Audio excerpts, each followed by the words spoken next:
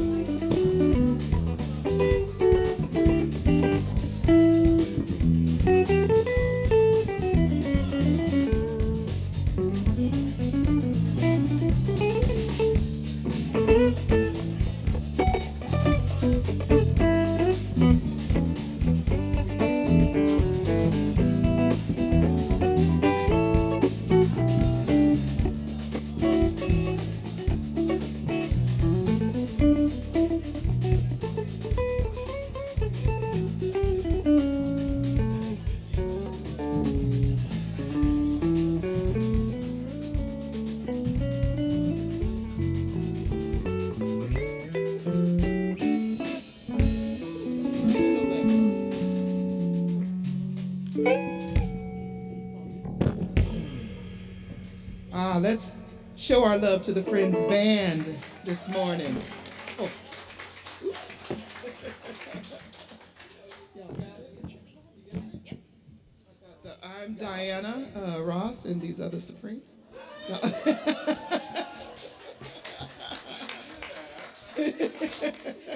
A good morning to you. Let's stand together. Let's stand and sing our opening song together. I am a light. It's a wonderful call and response. So no matter what I call, you will respond in kind. So, all right. Yeah. I'll keep it clean. Thank you, Larry. You reminded me. All right. All right. I believe, though, if you want to look at the words, it's in your program. A colored sheet. All right, here we go. I am a light. I am a light. In this world. In this world. I am a light.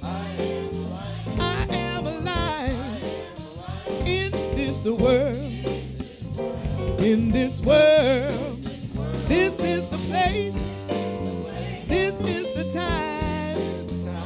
Let it shine. Let it shine. I see the joy. I see the joy in this world. In this world. I see the joy. I see the joy in this world. In this world. This is the place. This is the time. Let it shine. Let it shine. All right. I live in love every day. I live in love every day. I live in love every day. Spreading peace along the way. Right time, right place. Live in love, there it is, every day. We are the light. We are the light in this world. Oh, in this world. We are the light. We are the light in this world. In this world. This is the place. This is the time. Let it shine. Let it shine. This is the place. This is the time. So let it shine. Let it shine. This is the place. This is the time. So let it shine. Let it shine. Yes. Wonderful. Thank you, Supremes.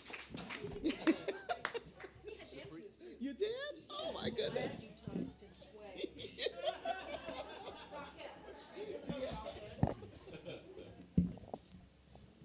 Wow. Wow. What a way to start. Is this on? Yes, it's on. Okay. Wow, what a way to start Sunday. This is the place. This is the time. You are here. Welcome to the Portland Center for Spiritual Living and to our celebration service. We're a science of mind community that teaches spiritual principles to transform your life and to make the world a better place. Wherever you are on your spiritual journey, you're welcome here. All we ask is that you stay open to the possibility of changing your entire life simply by changing your mind. My name is Sandy Liebold, and I serve as one of the licensed practitioners here for the center, and it's my honor to welcome you. If you're new to the center and joining us in person, welcome. There are welcome packets in the back of the room on the table when you first came in. If you didn't get one, please get one on your way out. Also, for our global audience, the same information is available on our website at cslportland.org under the About Us menu tab. Either way, you'll find a lot of information about who we are, what we stand for, and how we might serve you. Everyone is invited to visit our website to find out more about us, and there you can also sign up for 3 different email subscriptions. They include a weekly email listing of our events and services, our free program called 365 Ernest Holmes. In this, you'll receive a daily Ernest Holmes affirmation sent directly to your email inbox. These feature a lovely background picture and some reflective material presented by our very own Reverend Larry. And you can enter your birthday to receive an e-card and a gift on your birthday. I'd also like to highlight a few announcements. Our Sunday service is here in person at the center and on Facebook Live at 11 a.m. Pacific time each week. Our services are also later podcast and broadcast on YouTube. So you can look up the YouTube channel, or you can get the podcast link a few days after the service through our very own website. Each week we have a Wednesday night meditation. That is on Zoom at 7 p.m. Pacific. This week, licensed practitioner Kate Barrett is leading the meditation, and the title of it is Understanding My Purpose. Sounds like a good thing to refresh ourselves with in midweek. On Friday, we have lunch with Reverend Larry, and this is a weekly event at 11:30. It's on Zoom. Lunch is, of course, virtual and optional, but it's a great opportunity to get your questions answered, and just kind of hang out with Reverend Larry and some other folks in our community. So take advantage of that. We also have online Zoom groups for our Social Justice Book Club. That's monthly, and our 12-step program for women, which is weekly, facilitated by licensed practitioner Nancy Ashley. So we have had 2 Divine Dining parties already, and we have 2 coming up. You can look in your orange sheet in your brochure or look online. There are plenty of sign-ups still available. There are 2 parties coming up in September, and the themes are very interesting. One's a Middle Eastern adventure, one is global connections through food and family, and apparently features a Ukrainian feast. So some interesting new foods and new friends. So join us. More information is in the program, or you can also purchase tickets online to those events. Those are fundraisers for the church. For those of you in the Portland area, I want to let you know that next Sunday is special. It's Bring a Friend Sunday, and you're invited to bring a friend to the celebration service, and then afterwards we're going to have our picnic in the park. Yay! Watermelon! We've reserved our favorite area in the park, which has both areas of sun and also plenty of shade. And easy access to the water features for the kids, or, maybe even the grown-ups. I don't know if they allow that at this park, but hey, that's right. Wear quick, dry clothing and just run through the sprinkler with your inner child. We'll provide the burgers, veggie burgers, and hot dogs, and you're invited and asked to bring your favorite picnic food to share with others, kind of a side dish potluck kind of thing.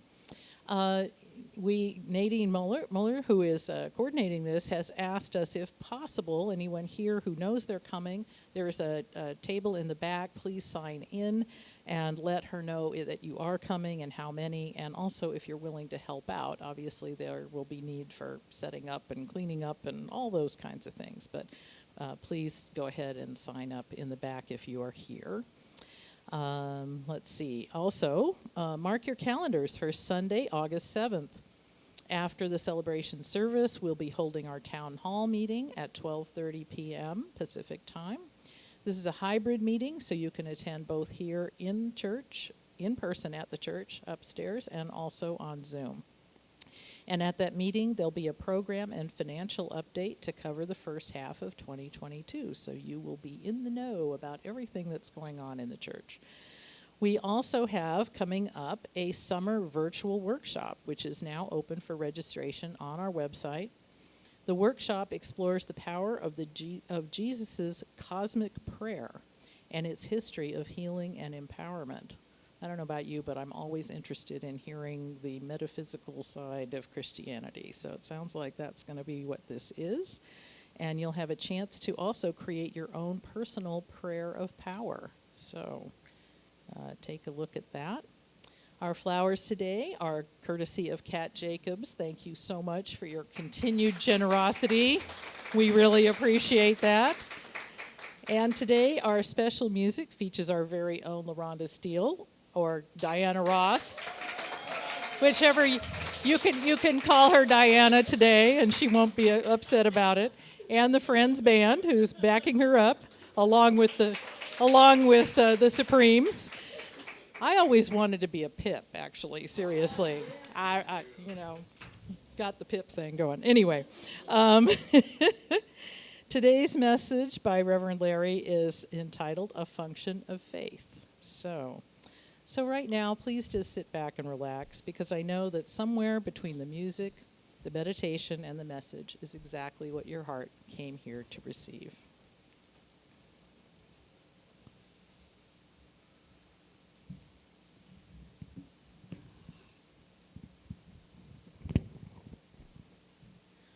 Oh, wonderful. Breathe with me. and let go of everything that might get in the way of our sacred practice of meditation right now. Let's breathe in again. And just let go as we sink into that heart space. One more life-giving breath in here.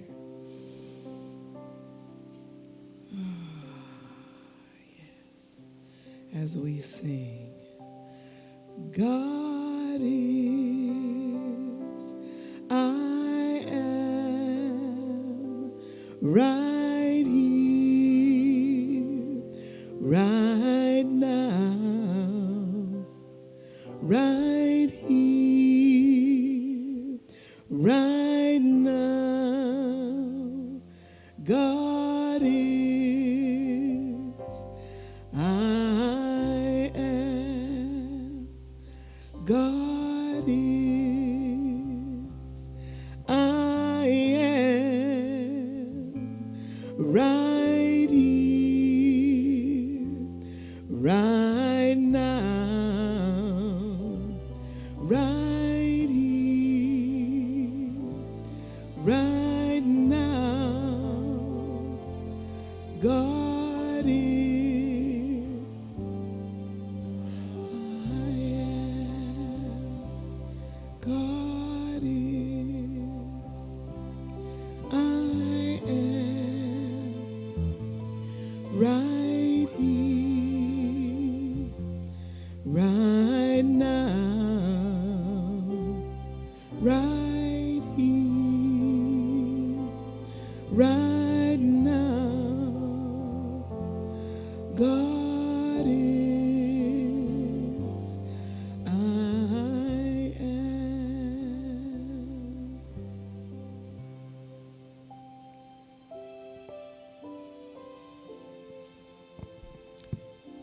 And so right now, we continue that prayer that has already begun. God is, I am. That recognition that God is everywhere present.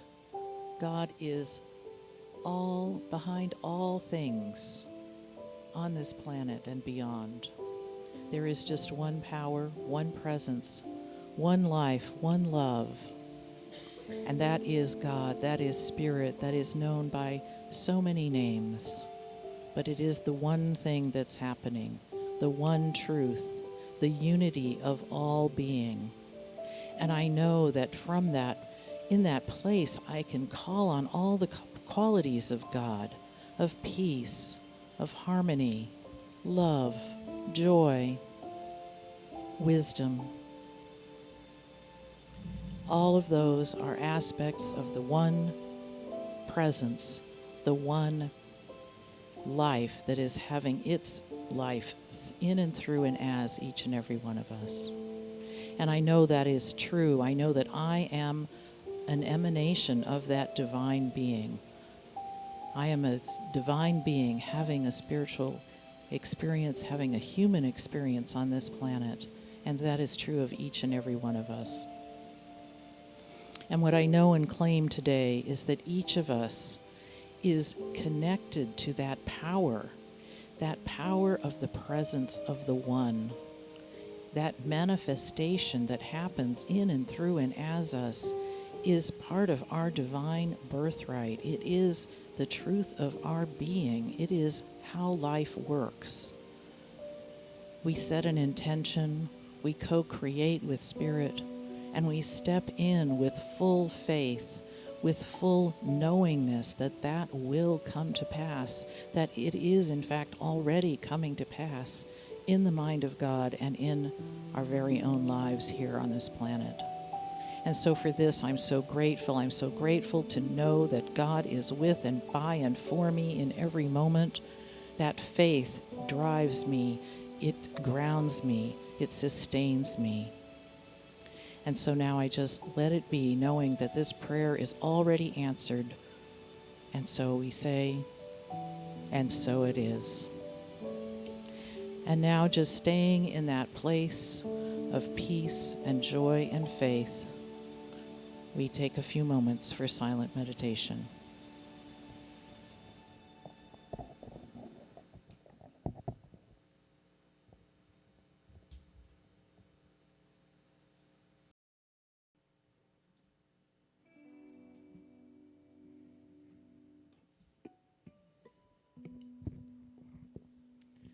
We welcome you back from the silence.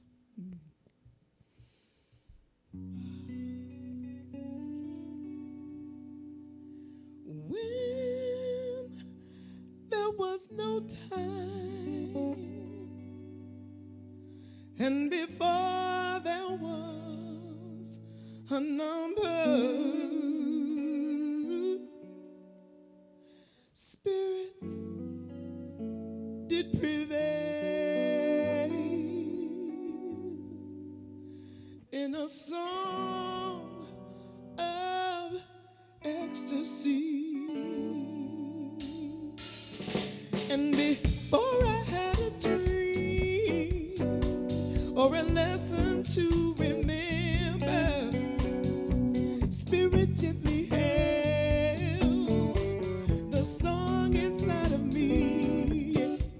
And so I sing a song of joy, and I sing a song of knowing all is truly well, and heaven is at hand.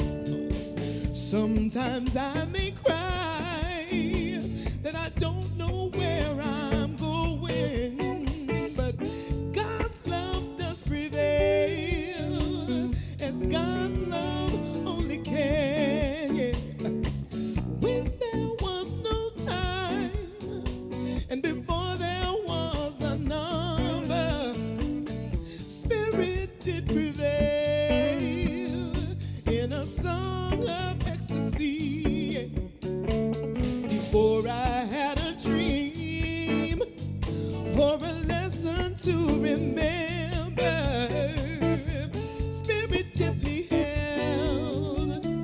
held the song inside of me. So I sing this song of joy, and I sing a song of knowing that all is truly well, and compassion is the plan. Yes, it is. Sometimes I may cry that the world, it is a liar, but God's love does prevail, like God's love only can. Ooh, ooh, ooh.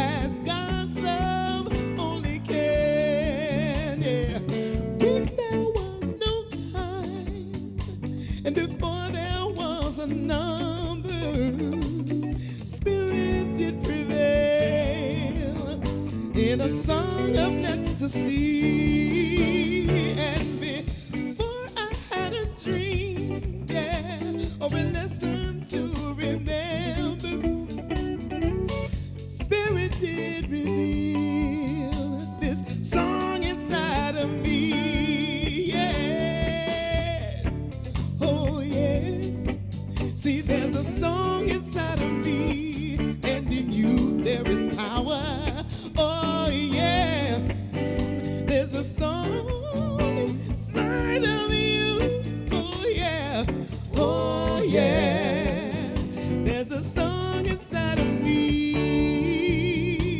Oh, yeah. There's a song inside of you, inside of you. Oh, yeah. There's a song inside of me. Yeah. Oh, yeah. There's a song inside of me.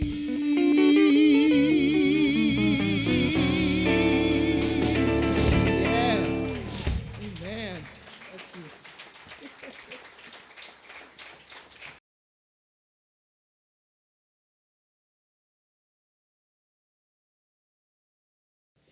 Thank you. How special to have you here today. Are we huggable? All right. We are so blessed with good music here, aren't we? And you know, I think that is a perfect launch into my talk today. I'm going to talk about faith. And what is music if it isn't faith? Think about it for a minute. A song has a purpose, generally to do something with us emotionally and intellectually. So it was designed with a purpose. Whoever, I think Ricky Byers, yes, wrote that song.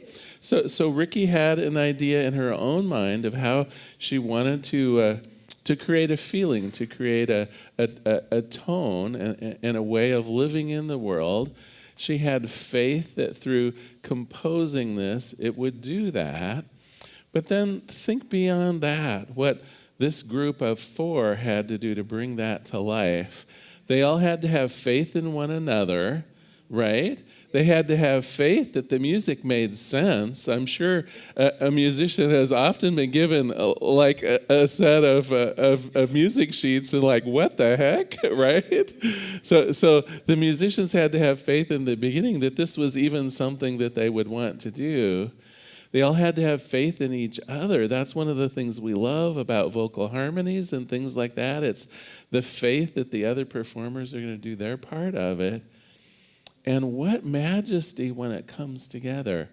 And yet all of those elements completely depending upon something other than just yourself.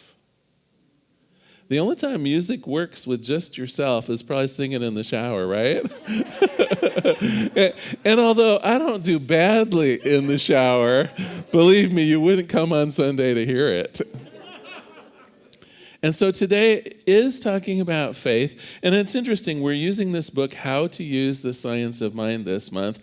And he actually, Ernest Holmes, the author, actually says there's a law of faith.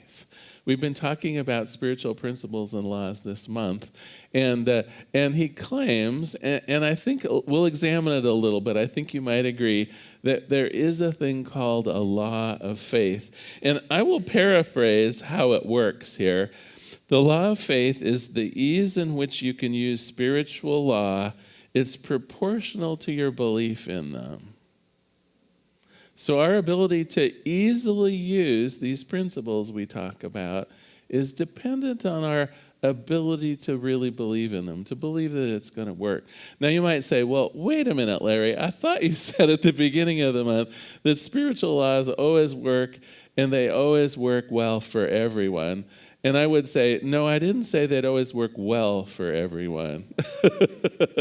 They always work, but if we don't have organized thoughts, if our thoughts and feelings and emotions are not in organization, even as a song has a lot of organization around it, even as we have to have faith that all of the pieces that go into an ensemble of singing or music or whatever, we have to have faith in one another. So in order for something to not just sound tuneless to us, likewise, when we're using spiritual principles, whether it's the law of attraction that my friend Reverend Barbara talked about last week, the week before that I talked a little bit about the law of vibration. For us to effectively use them, we have to have faith in our intentions, we have to have faith that it works, and so on. Let me give you an example here. So many years ago, I had a foundations class. It was one of those full classes, and gosh, it was fun. We got to the point in the class when we were working on building our first treatments, our 5-step affirmative prayers, and people were doing such an amazing job. There was one person, though, that I could see was struggling a little bit, and I asked her if she'd be willing to speak her treatment, her prayer out loud to see if maybe I could help her with it. Because do you know when you look at someone and it looks like clouds are crossing their eyes, right? It had that look. It had that feeling of, well, she's either not getting this or there's no level of belief here. So let's see. And her prayer was about a healing for herself. She had an ongoing medical problem, and so she was looking at healing. And the first part of the prayer, quite lovely, she identified herself with the wholeness of the universe, recognized that spirit is always whole and perfect. She identified herself with that perfection. But then what I noticed in many of her statements, well, in fact, they were so ingrained in me that I think I did a good job of writing them down even years later. Here's what she said. She said, I know that my condition can improve every day. I know that my disease can go into remission. I release these intentions, hoping and praying for their manifestation. And that's what I realized what the clouds were, was that there wasn't a lot of faith that this treatment would actually work. Let me review these phrases again. I know that my condition can improve, not that it will improve. Do you see the difference there? I know it's super subtle, but the way she said it, it also might not. It can, but it might not. And also, she said it will improve every day. That sort of implies that God has to take some effort or time here. Now, I realize, maybe I'm on the high side of thinking a miracle can happen like that, but certainly in my prayer, that's probably what I would go for. If I could have a spontaneous instant healing, let's go for it. Her second statement was, I know that my disease can go into remission. I would just say, it sounds like she has faith in her disease, right? The word disease kind of pops out even stronger than the word remission, the way I read it.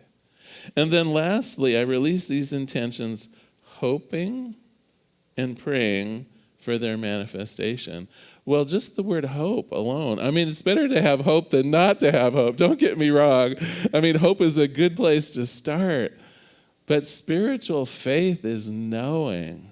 Spiritual faith is absolutely knowing that what your intentions are will be made into fact through your faith. And so this law of faith that Ernest Holmes is talking about doesn't negate the fact that prayer always works, but do you want that prayer to work? Or would you like something more like, my condition is completely healed now? And if you could feel that level of faith around it, how much more powerful, how much more instantaneous it would be. I know that my disease is in remission. I don't think so. I'm whole and perfect 100% is how I would say it. And finally, I release these intentions hoping and praying. I release these intentions knowing it is God's good pleasure to make them true now. Let me give you one more example. One of the people famous, I would say, for creating miracles, for having their faith being nearly absolute, of course, is Jesus, the master teacher. Let me start out first with a joke, though. A trooper notices a car moving erratically and pulls the driver over to see what's going on. As he approaches the car, he notices that the driver is a priest. And as he leans over to talk, he notices a strong smell of alcohol. Have you been drinking? The officer asks. Just water, said the priest, slurring his words a bit. I just had a bottle of water. Then why do I smell wine? The priest looks up and smiles. Good Lord, he's done it again.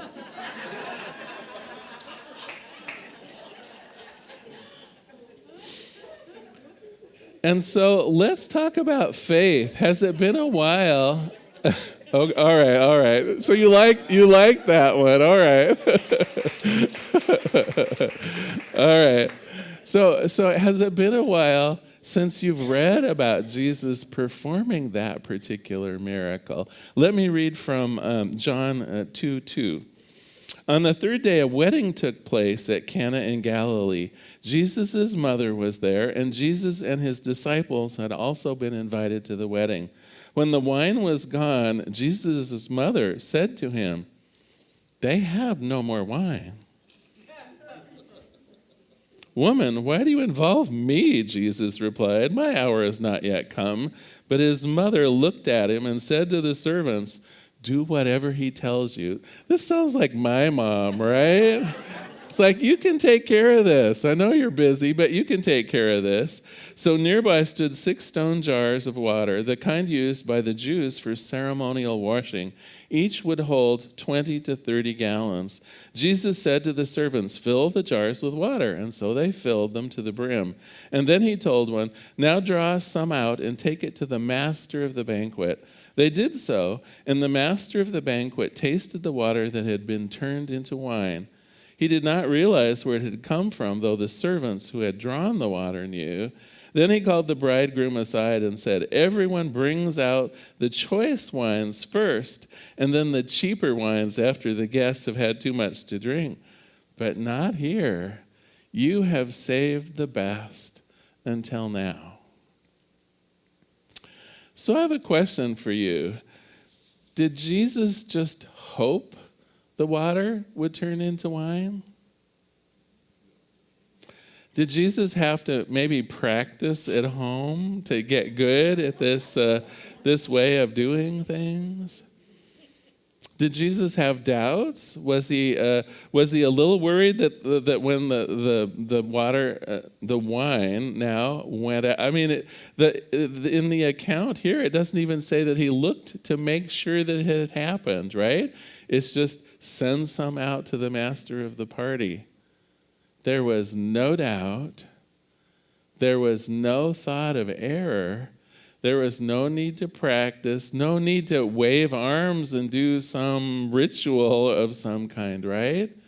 Jesus, through the power of his faith, simply turned the water into wine in an instant. Now, I know some of you are going, well, Larry, let's hope we're not taking the Bible overly literally here in a Science of Mind church.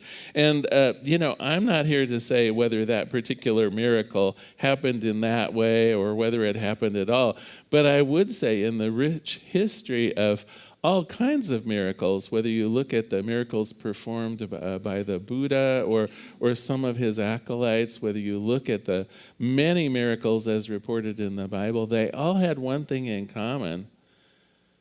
It was that level of dedicated faith, that certain knowing that thy will be done, that intention that you have. Nothing will stand in its way. Nothing will complicate it. Nothing will somehow prevent you from achieving it. It's that level of spiritual authority. So when Ernest Holmes, in How to Use the Science of Mind, talks about this law of faith, that's what he's talking about. The degree to which you are firm in your faith, sure of your ability to command these spiritual laws, your results will be commensurate with that level of faith. Now, some of you are going, "Oh, well, that's all great and good and everything, but you do know I'm not Jesus, right?" And I would say, well, of course not. Of course not. We all start where we are. Our level of faith, we all start where we are, and that's fine and good. And most of us already know that these spiritual laws are active in our lives. We see evidence of it. And that's the way, in fact, that we build our faith. To build our faith, we have to test our own use of spiritual principles. I remember one of my very first classes in the Science of Mind, close to 20 years ago now, we played the parking space game. Have you heard of the parking space game in Science of Mind? So it's a real simple one. It's simply as you're driving or riding into a parking lot, hoping for a good parking spot, you stop hoping.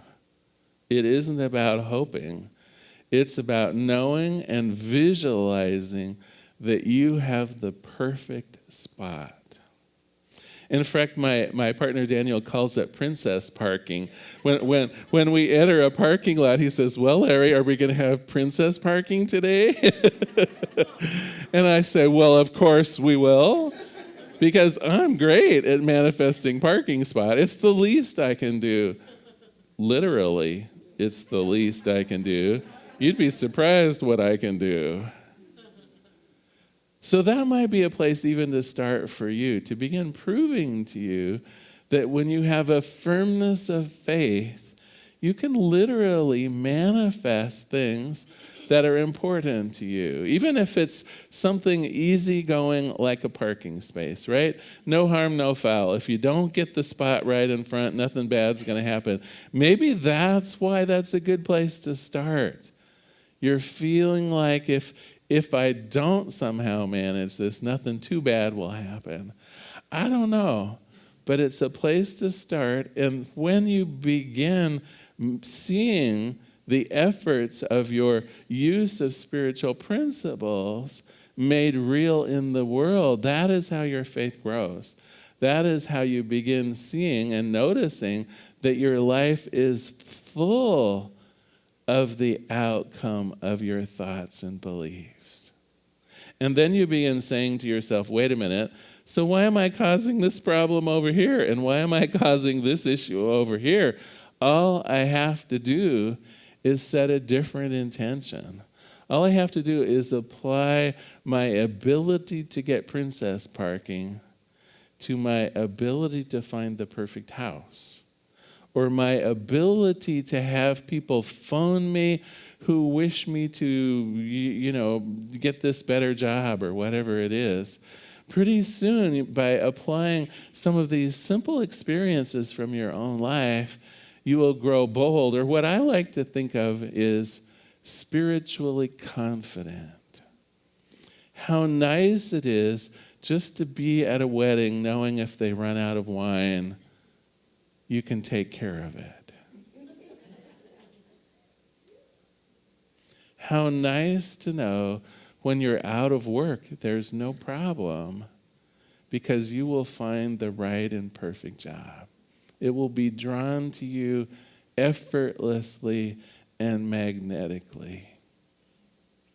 How nice to know that if you're looking for a certain way of being in the world, you can call it to you literally through the power of your word. And that was what, of course, Reverend Barbara talked about last week, using the power of our word, that law of attraction.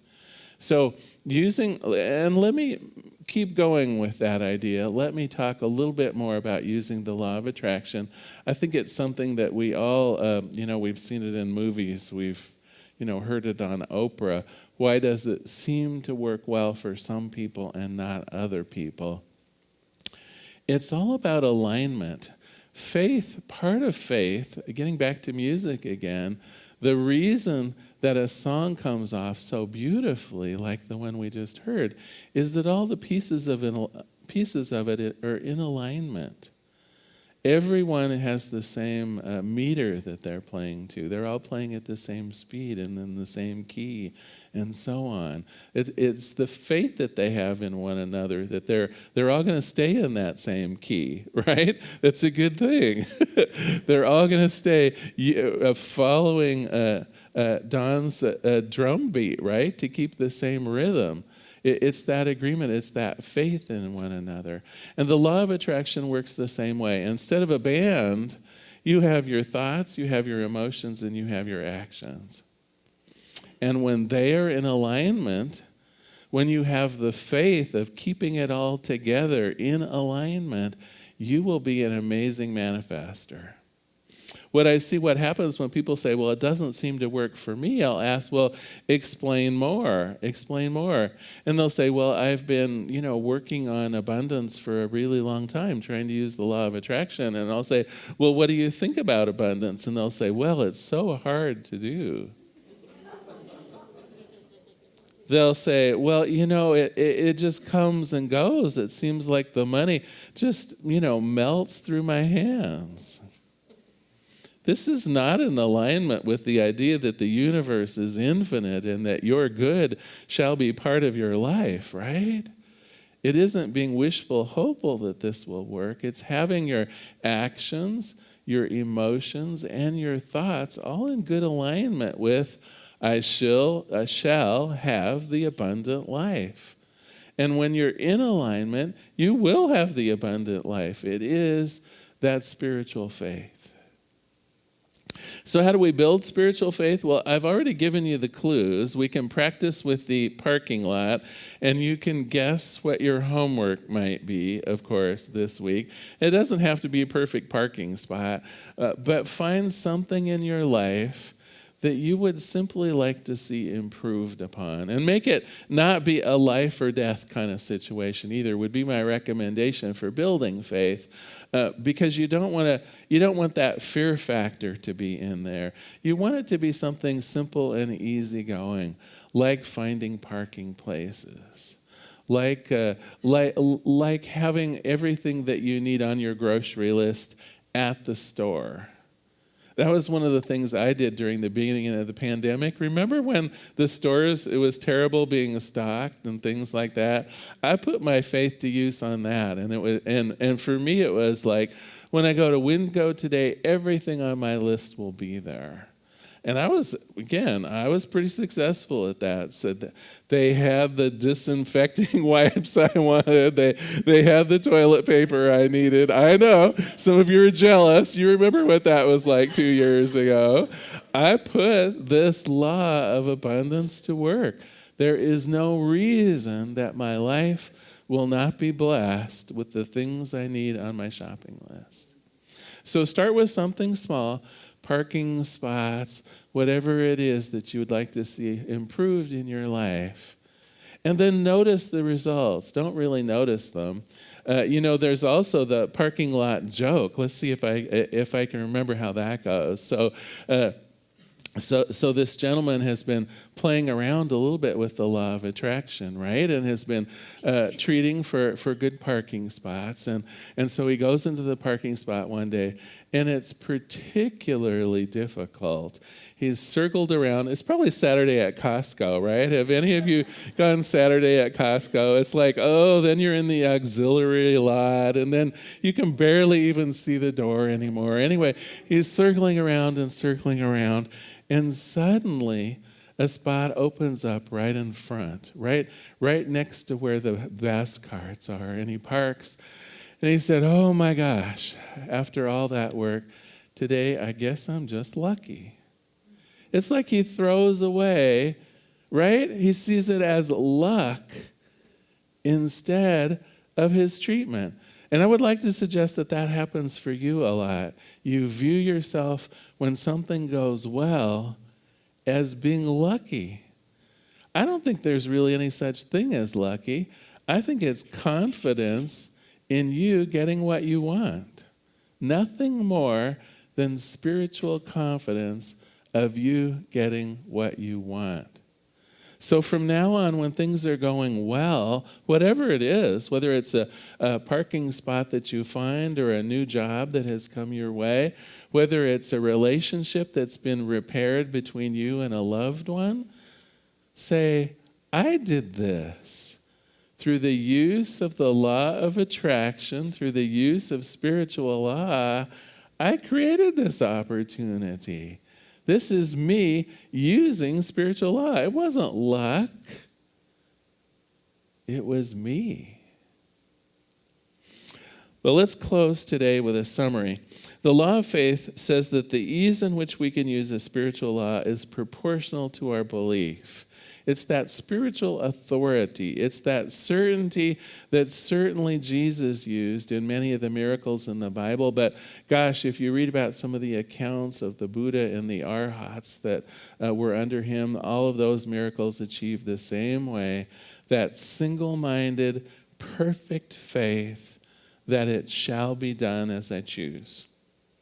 We also learned that we will effectively use spiritual laws when our beliefs, thoughts, and actions are in alignment. Some of you are probably aware of the idea of cognitive dissonance. When you say one thing, but you're kind of thinking another. You say how prosperous you are, but then thoughts of lack and limitation go through your mind. Cognitive dissonance is the real killer of spiritual faith. As best we can, we align our thoughts, our minds, our deeds, our actions. And when we do that, when we can do that, oh my gosh, that is the faith in which miracles are created. And then finally, we talked about building our faith just by practicing it. Literally just noticing that when you have an intention,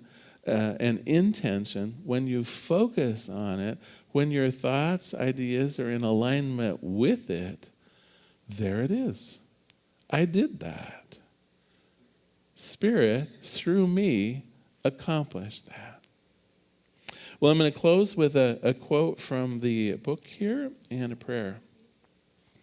He says, "Nothing happens by chance in this universe. Everything is in accordance with spiritual law. Faith is a law and acts as such. And the law of faith is a law of belief, a belief so complete that the mind no longer will reject it. This belief must penetrate our inner consciousness. The practitioner has a complete conviction that a higher use of the law of cause and effect will transcend a lower use of it. Even though we start with only an intellectual or logical conviction of this, a spiritual intuition within us will support this logic and give us a consciousness of its reality. This will lift our faith into a place of utter certainty." Let us pray. There is one power, one presence, one life, one goodness, just this one thing. And what I know about this thing, it is everything. Every person, every place, every situation, all of it is God in action. That is the promise of all time, that God is simply here, now and always. And based on this certainty, I know that I can have faith in this presence. I know that God is always here for me, working through me. I know that as I look towards God and the infinity of it, the love that it is, the peace that it is, the joy that it is, the abundance that it is, when I recognize this in God, I truly can claim it for myself in complete confidence. God is here to guide and to support. And for this, I give great thanks. I let it be, and together we say, and so it is. Thank you so much for being here today. What a pleasure to have you here today. You know, before we do our collection, oh, wait a minute. I left. What did I do with did I leave something? Oh, well, I will do it next week instead. Now is our time of conscious contribution. I invite you to take your gift or your tithe, whatever it is you've brought to share with us today. If you'd like, you can place it over your heart and just repeat after me. Graciously I give from a place of love, knowing that as I give, so do I richly receive. Would the ushers please begin receiving the gifts?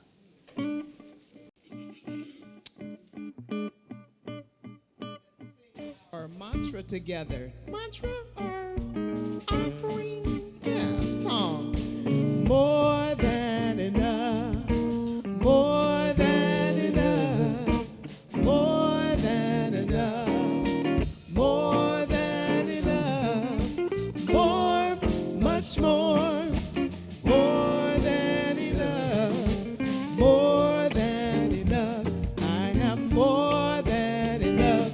There is more than enough. I have more than enough. More,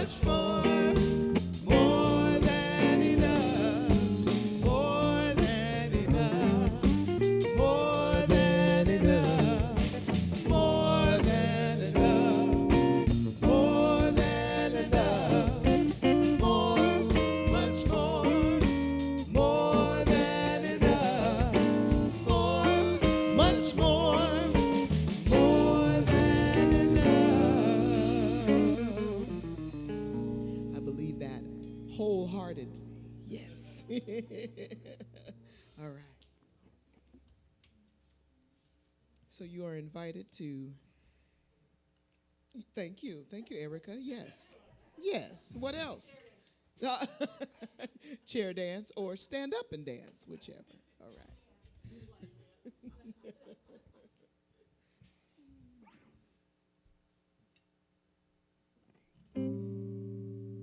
right.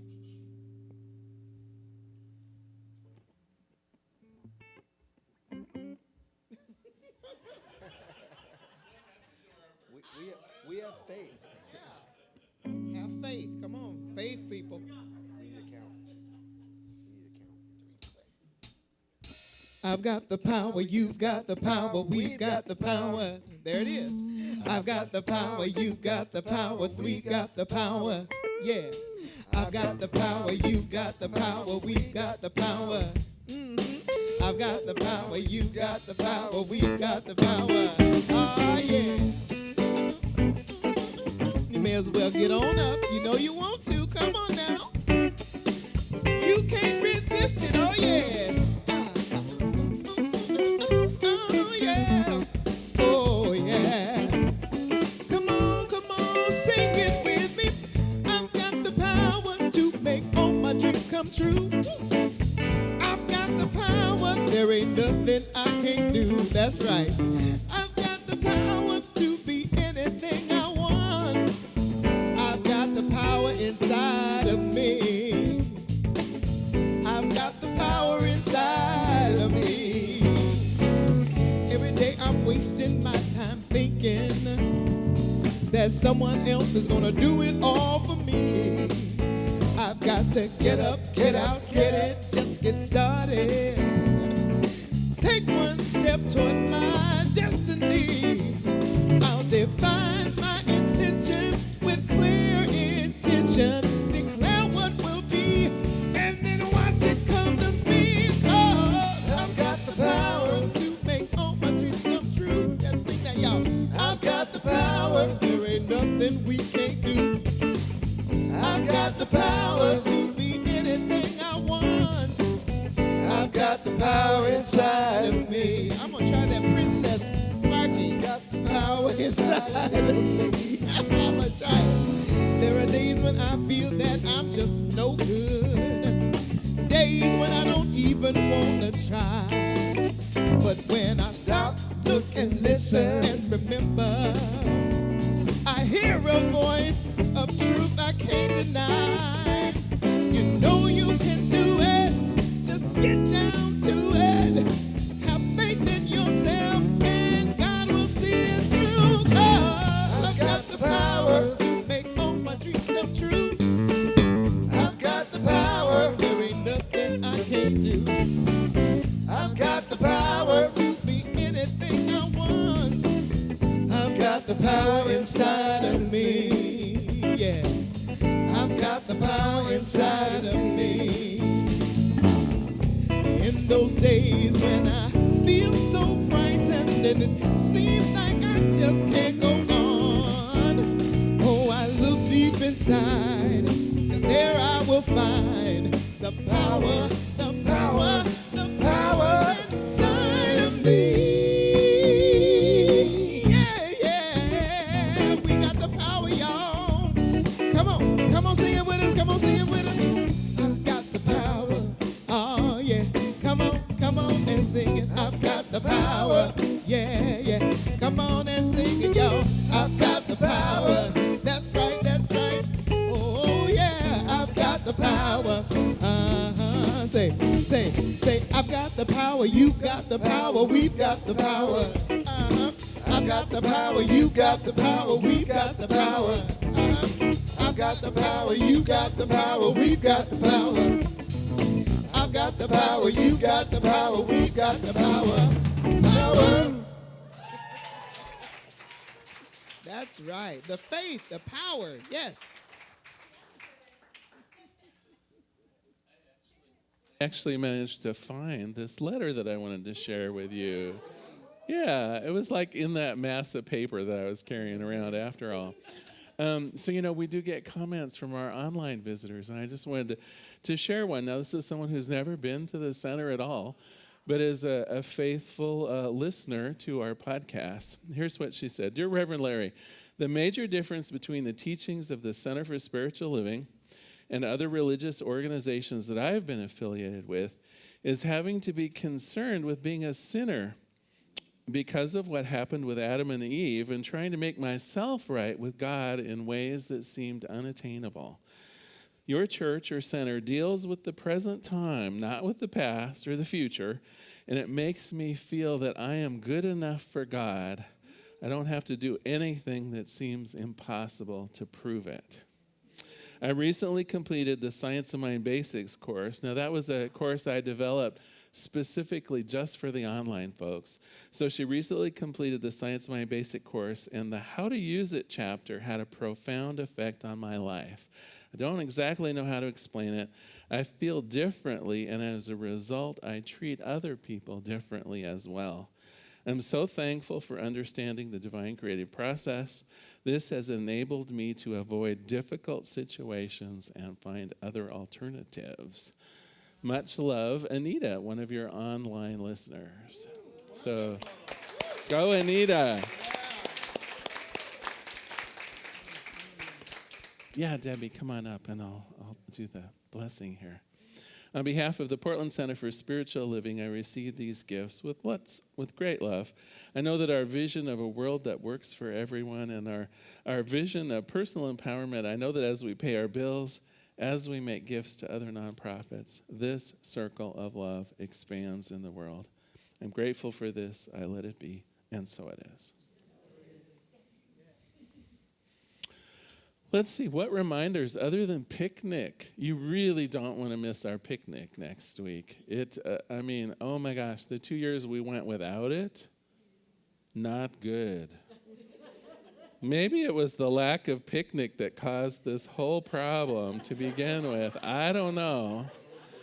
But what I do know is good food, good friends, a lovely park setting. I think that I am going to run through the Child's Water feature if it's in the 90s. So wear your shorts and the cutoffs. Please come and enjoy us. There is a little sign-up sheet in the back just to give us an idea of how many burgers and dogs and that kind of thing to buy. But you're welcome. Bring some picnic food if you like. Otherwise, generally, we always have plenty. For now, though, let's stand and we'll do our benediction. If you'd like, just repeat after me. Something wonderful is flowing through me right now. Something wonderful is flowing through me right now. It is this thing called life. Life is in my mind. Life is in my body. And life is in my affairs. I think it. I feel it. I expect it. And I am it. Just the way that I am. Please know with me that you are never alone. If at any time during the day or night, if forgetfulness might creep upon you, I invite you to go within. On that altar of the Most High, recognize you are loved. And in gratitude for this certainty, I let it be, and so it is. Mm-hmm.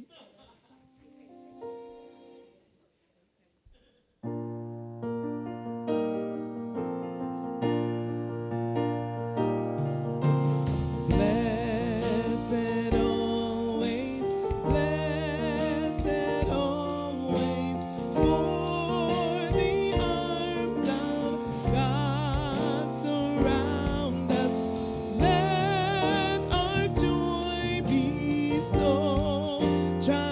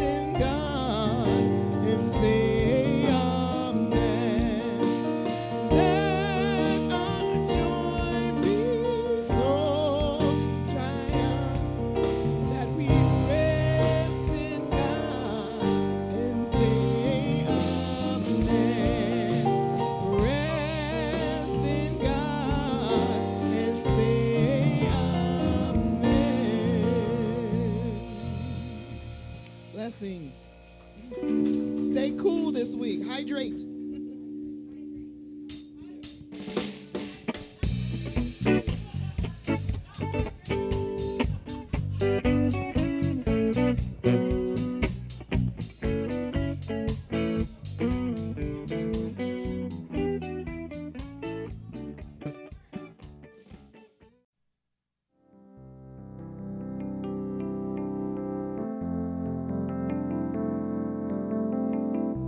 If you happen to be in the Portland, Oregon area, we'd love to have you visit in person. The Portland Center for Spiritual Living is located at 6211 Northeast Martin Luther King Jr. Boulevard. We have inspirational services at 9 a.m. and 11 a.m. every Sunday. We also have many programs, classes, and workshops developed just for our online audience. To find out more, go to our website at cslportland.org and look under the Online tab. We have a variety of content dedicated specifically for our online listeners. Our mission is to open hearts, ignite minds, and make a difference. If you'd like to support our center, you can donate online at cslportland.org/donate.